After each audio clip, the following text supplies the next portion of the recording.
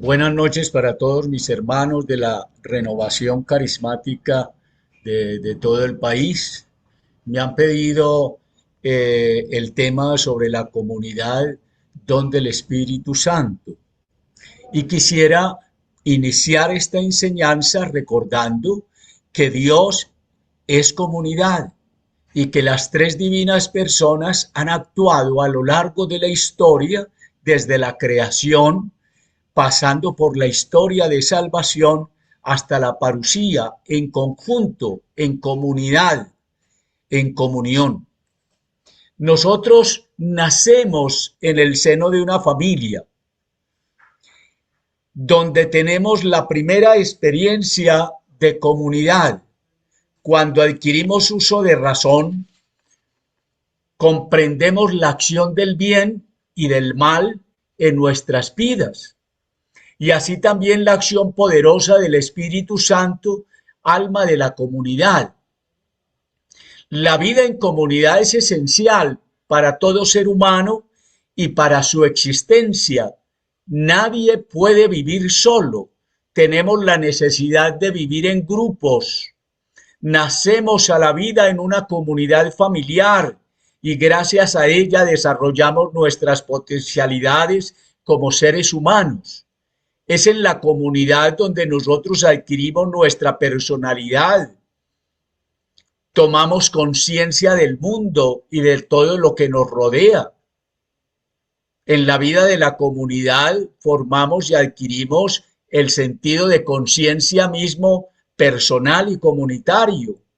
Y en esa comunidad crecemos en armonía, también a través de los conflictos que la misma experiencia de la vida nos depara, y ahí aprendemos a perdonar y aprendemos a tolerar, a respetar, a valorar al otro.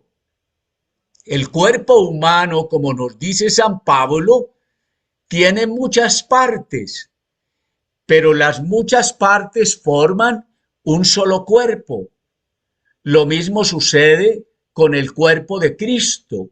Entre nosotros hay algunos que son judíos, otros gentiles, algunos esclavos, otros son libres, pero todos fuimos bautizados, dice Pablo, en un solo cuerpo por el Espíritu Santo y todos compartimos el mismo Espíritu.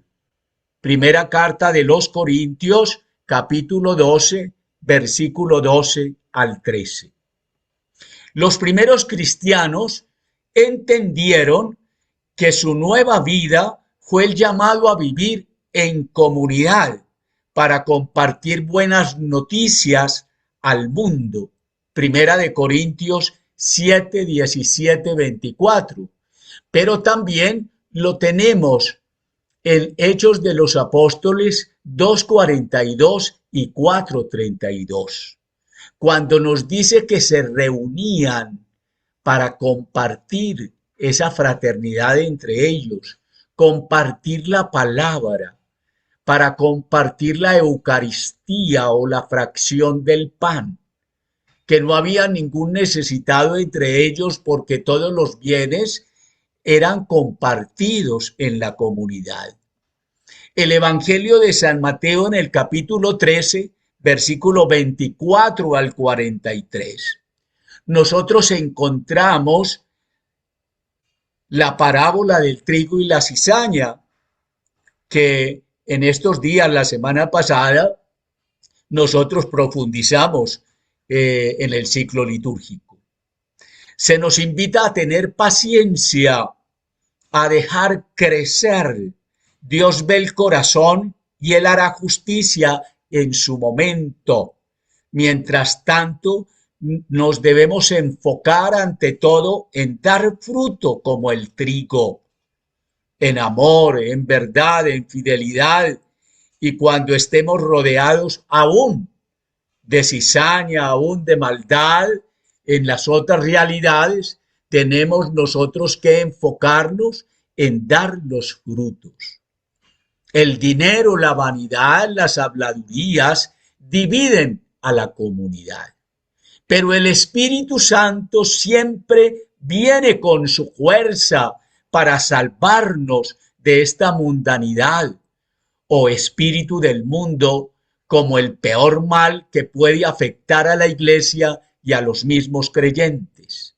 El Papa Francisco lo escribió como un estilo de vida, una seducción, dice él, sutil que destruye la identidad cristiana y aleja a las personas de Dios, porque el espíritu no es el mundo, está contra el mundo. Pidamos al Señor esta docilidad del Espíritu Santo para que nos transforme, para que transforme nuestras comunidades familiares, parroquiales, movimientos, en este ambiente que nosotros vivimos en la renovación carismática, para que podamos avanzar siempre en armonía, como Jesús quiere que vivamos esa comunidad unida a Él. Es el Espíritu Santo el que nos coloca a vivir en la cultura de Pentecostés. El Papa Benedicto XVI nos lo explica en unos pilares fundamentales. El primer pilar es la defensa de la dignidad humana. Todo ser humano está creado, ha salido, como dice San Agustín, de las manos de Dios, creado a su imagen y semejanza, y en la medida en que nosotros salimos de nosotros mismos, en la medida en que nosotros compartimos, en la medida en que nosotros nos damos, en esa medida somos más semejantes a Dios. Y lo contrario, en la medida en que nos centramos solamente en nosotros mismos, en la medida en que nos apartamos de los demás, en la medida en que nos apartamos de Dios, mis hermanos, estamos viviendo ante todo como en un infierno y estamos perdiendo esa semejanza con Dios. Nos estamos alejando de Dios. Lo segundo, en esa cultura misma de Pentecostés, es el antídoto contra el relativismo. Y ese relativismo que vivimos hoy solamente se puede combatir con el Evangelio. Nosotros tenemos que internarnos en esa vida del Evangelio. Hay que leer, profundizar, vivir Evangelio. Vivir Evangelio. Tercero, la unidad en la diversidad. Hay que aprender a vivir juntos.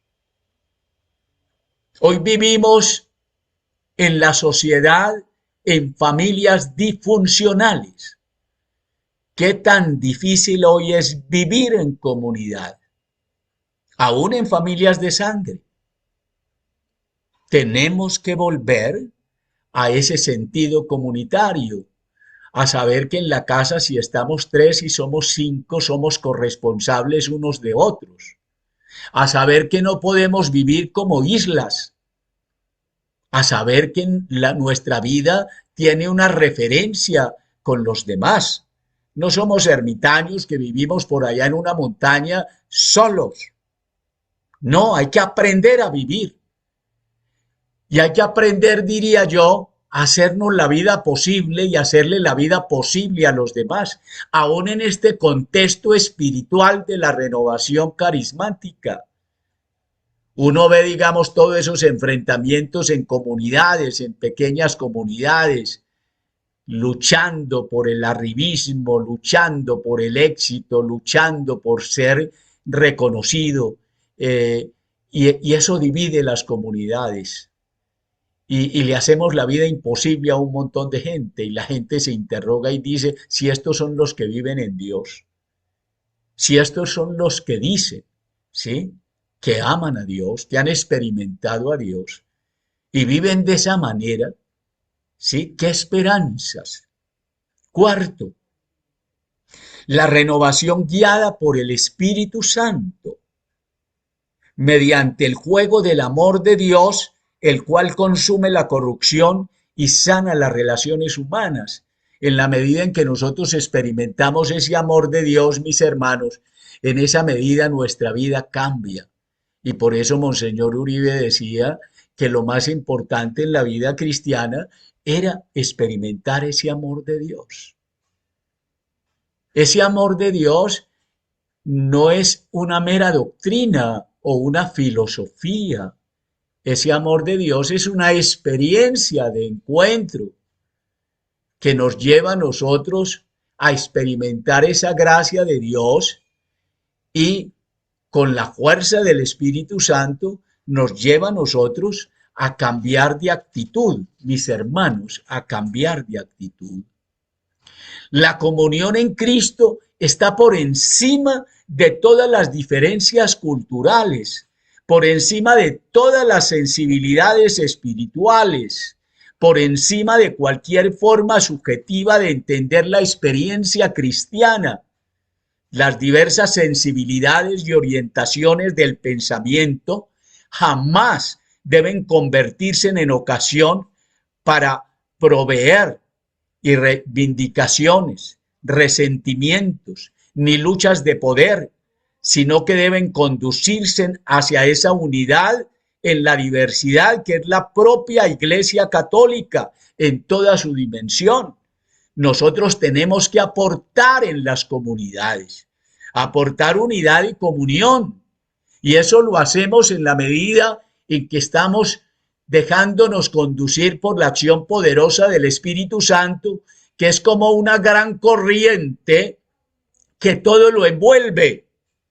En Hechos de los Apóstoles, capítulo 6, versículo 1-7, también nos recuerda la importancia, mis hermanos, de elegir a personas adecuadas que sean realmente de utilidad y de apoyo en la comunidad, indicando unos criterios claros de elección y las cualidades necesarias. Vemos también que la finalidad principal que anima todas las decisiones de la Iglesia antigua era ante todo la misión. La elección de los 7 diáconos en este texto que les acabo de decir permite mantener una vida doble a la misión, que es el anuncio y el servicio. Es decir, la predicación de la palabra por parte de los 12 y la atención a los necesitados por parte de los diáconos. La misión es lo que orienta siempre las decisiones, las hace sabias, las hace fructíferas, no otros criterios o intereses privados de grupos o individuos particulares. Por lo tanto, la escucha de todos, el deseo de conservar la comunión, la elección de personas adecuadas para los diversos servicios, ministerios, la orientación prioritaria hacia la misión, son las características que se muestran como evidentes en la iglesia primitiva y que nos siguen sirviendo a nosotros como inspiración y como modelos. Mire que en esa comunidad, la gran mayoría de esas gente de esa comunidad eran griegos. Y sin embargo, esos judeocristianos y esos discípulos permiten escoger a esos 7 diáconos, todos ellos con nombres griegos. O sea, una comunidad abierta a la diversidad, una comunidad que no impone, una comunidad que se abre a la acción poderosa del Espíritu Santo, una comunidad que está viendo en el hermano un instrumento con el cual se pueden servir y le pueden servir. El Evangelio de San Marcos en el capítulo 6, versículo 31 al 56, nos describe la situación de los discípulos al término de una jornada intensa de misión junto al maestro mientras intentan regresar a la casa, a Cafarnaún. Jesús los envía de dos en dos y después ellos, después de esa experiencia, vienen a contar todo lo que ha sucedido allá. Ya estaba oscuro y lo sorprende, y Jesús los sorprende en ese mar agitado, un viento fuerte, y en esa situación de temor, todos estos hombres ven a Jesús caminar hacia ellos sobre las aguas. Les invade el miedo. Casi parece que el motivo real de su pavor no sea tanto la tempestad, sino esa forma inesperada, inquietante en la que Jesús se presenta. En él se manifiesta poderosamente el mismo Dios, ese Dios que la Escritura describe como aquel que despliega los cielos y camina sobre el dorso del mar. Como dice el libro de Job en el capítulo 9, versículo 8. Muchos salmos describen a Dios como dominador del mal. El Salmo 107, 23, 25. El Salmo 93, versículo 4. Que en la Biblia ese mar representa la fuerza del caos y la acción del mal en el mundo. El Dios dominador del mar, se hace presente y ahora en Jesús.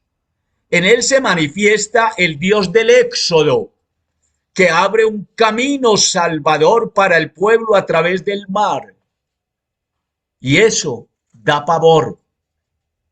Si nos fijamos bien, es lo que nos suele pasar también a todos nosotros. Nos inquietan circunstancias complicadas en las que a veces nos encontramos. Enfermedades, problemas económicos, discusiones familiares, incomprensiones en las relaciones. Y sin embargo, cuando Dios se hace presente ante nosotros como aquel que puede calmar cualquier tempestad en nuestra vida, paradójicamente, en lugar de sentirnos a veces consolados, tenemos miedo, inseguridades. Nuestro corazón ha perdido la familiaridad con Dios y la confianza inocente que teníamos en Él antes del pecado. El pecado original ha dejado en nosotros como una sospecha de Dios. Sabemos nosotros, mis hermanos, que el pecado nos lleva a desconfiar de Dios, que el pecado va minando nuestra confianza, nuestra unidad, nuestra intimidad con Dios. Queridos hermanos, esta es la certeza que nos infunde el tiempo de la Pascua, de ese paso. Cristo resucitado se acerca a todos nosotros y nos dice, yo soy. Y su presencia lo cambia todo. Aunque Cristo nos suba a la barca, aunque todo parezca extraño, aunque haya tantas zonas de nuestra existencia que sigan estando oscuras y tantos problemas sin resolver, con Él todo cambia. Con Él se toca la orilla y se alcanza la meta de la existencia. Es la certeza del anuncio, de ese anuncio de la Pascua, que nos da fuerza, que nos da coraje y que todos estamos invitados a coger permanentemente como movimiento o corriente carismática.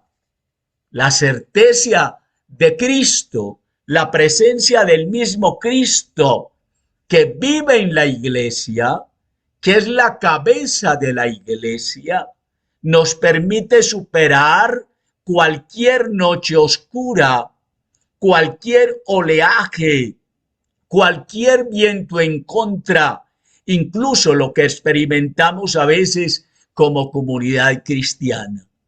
No hay comunidades perfectas, mis hermanos.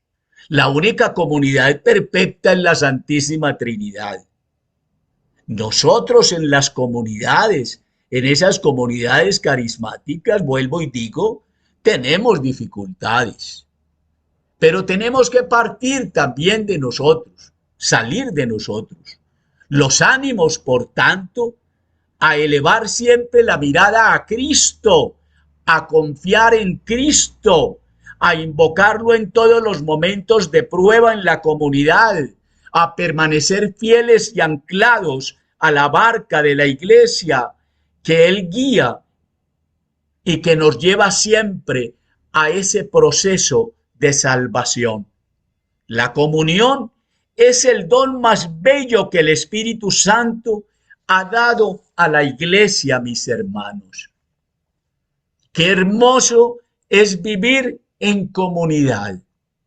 Qué hermoso es trabajar en comunidad. Pero qué doloroso también es la comunidad. Porque en la comunidad, mis hermanos, a veces se expresa toda nuestra humanidad. A veces se expresa todo ese egoísmo, orgullo, soberbia, prepotencia, ese deseo de imponer que a veces hay en nosotros.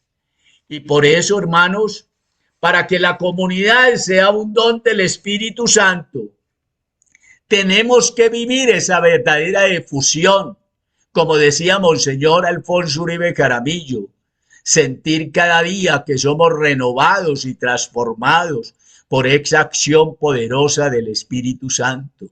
En la comunidad todos tenemos cabida. En la comunidad todos tenemos una misión. En la comunidad todos estamos dando y recibiendo. En la comunidad todos aprendemos.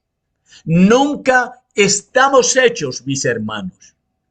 Siempre estamos en una actitud de siervos, de discípulos, donde el único maestro es el Señor, donde es el Espíritu Santo el que da el juego, el que nos articula, el que nos unifica. Es la fuerza que cada uno de nosotros necesitamos. Y por eso muchas veces en las comunidades pues tenemos una organización mínima en las comunidades. Las comunidades tienen que ser, es como bonito escucharlo, pero qué tan difícil vivirlo. Las comunidades tienen que ser una familia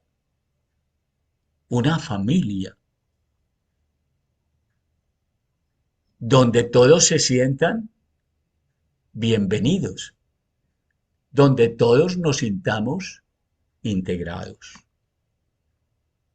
El mismo Pablo, como les decía al inicio en ese texto maravilloso del cuerpo de iglesia, o como lo diría también San Pedro, hablando de las rocas vivientes o de las piedras vivientes que hacen la construcción de la iglesia, o hablando, como dice el texto de Aparecida, que todos nosotros, que la iglesia es una barca, ¿sí?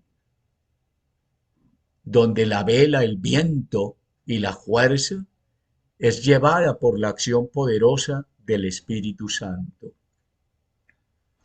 Hay que volver, mis hermanos, al principio, a que la comunidad signifique, a que la comunidad sea un lugar familiar. Para muchos que están en la renovación, que viven en familias desarticuladas, con toda seguridad que llegar a algunas comunidades en este estilo espiritual les aporta mucho, les aporta mucho. La problemática es que nosotros a veces pensamos que la renovación o las comunidades son una empresa donde hay gerentes y donde hay, sí, eh, si esto es meramente humano, mis hermanos, pues esto serían unas asociaciones o unos sindicatos o otras cosas diferentes sociales que son muy interesantes, sí, pero esto es una comunidad y se llama comunidad cristiana porque tiene unos valores cristianos, porque tiene unos principios, porque siempre está en pos de la dignidad de la persona humana, porque siempre eh, es una comunidad que está abierta a- al enfermo y al que se siente como aliviado. Y en cada comunidad nosotros descubrimos también, mis hermanos, que a veces hay personas supremamente difíciles en la comunidad. Y ese difícil puedo ser yo en la comunidad. Entonces a veces quisiéramos quitar como todas las personas difíciles de la comunidad eh, y quedarnos con la concepción que nosotros tenemos comunitaria. Hay muchos que tienen una concepción comunitaria de decir, aquí estamos todos los que no tenemos problemas, aquí estamos todos los que sabemos trabajar juntos, pero hasta dónde es comunidad y hasta dónde no. Si la comunidad es como los dedos de mi mano, que siendo la misma mano son diferentes. O sea, tenemos cada uno de nosotros que pedirle al Señor la conversión. Cuando Jesucristo es el Señor de mi vida, es el amo de mi vida.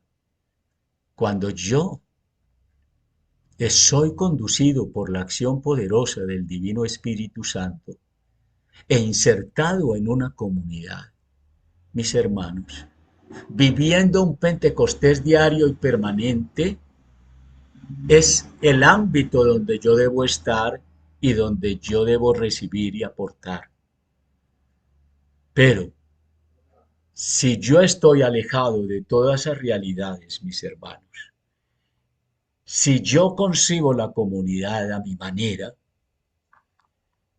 si yo estoy buscando éxito, escalar puestos, figurar, ser tenido en cuenta, ser mentado y todo un montón de cosas, hermano, estamos en lugares equivocados, porque esos no son los lugares de comunidad.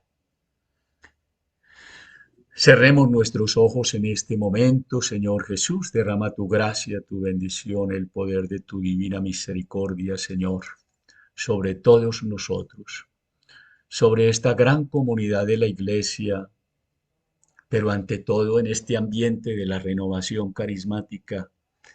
Gracias, Señor, porque eres tú, Señor, el que nos ha regalado el Espíritu, Señor y dador de la vida, que procede también del Padre, que tú lo has soplado sobre los discípulos, que tú nos regalas esa tercera persona de la Trinidad, que es la que hace comunión en nosotros, que es la que nos puede transformar, las que nos convence del pecado, las que nos une a personas de tantas culturas, de tantas partes, de tantos lugares, y nos puede unir en una sola fuerza. Es el Espíritu Santo, esa llama, que queremos cada uno de nosotros que se encienda para conformar una hoguera en la comunidad, donde todo aquel que sienta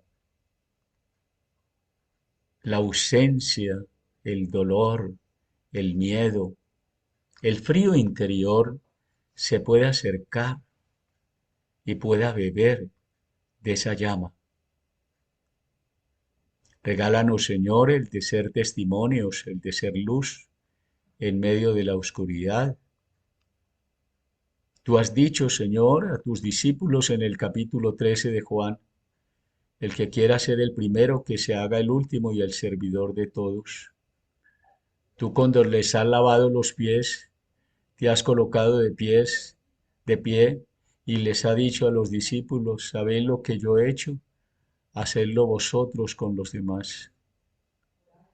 No le hables tanto a tu hermano de amor, ámalo, dice San Agustín. Derrama, Señor, tu amor y tu misericordia. Gracias, Señor, por este rato en el cual hemos podido compartir por esta gran comunidad de la renovación carismática. Haz, Señor, que en todos los lugares y en todas partes, nosotros que estamos un poquito más conscientes, seamos en verdad renovados y hagamos lo que tú quieres. Que el Señor los bendiga en el nombre del Padre y del Hijo y del Espíritu Santo. Amén. Muchas gracias.